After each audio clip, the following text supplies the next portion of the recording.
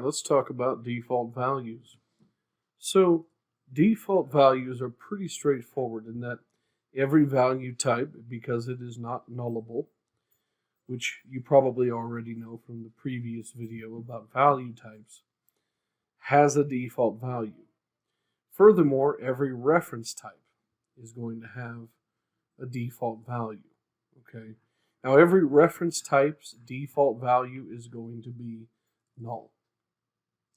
Every numeric value type is going to have a default value of 0. The only ones that are interesting are char. Char has a default value type of null, actually, which is what \0 is. Okay.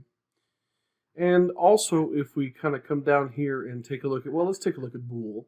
Bool has a default value as false, which is important because as you begin evaluating different things in your application, especially if you start dealing with nullable booleans, get value or default will ultimately produce a false if the value is null, if it does not have a value.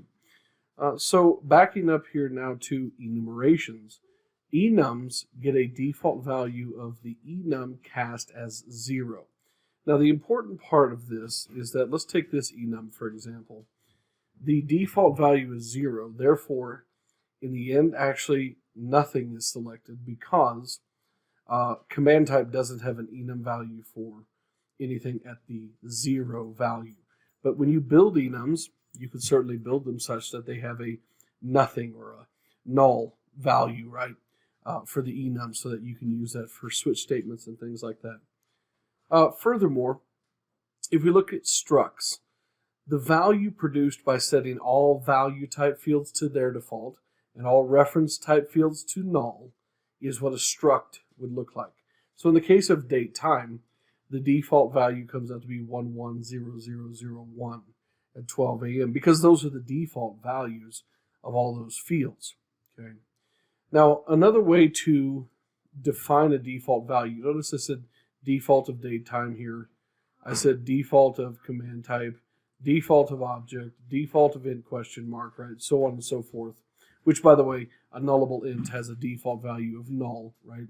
So another way to define defaults is you could define a typed here, default int, and then just set it to default instead of default of int, right?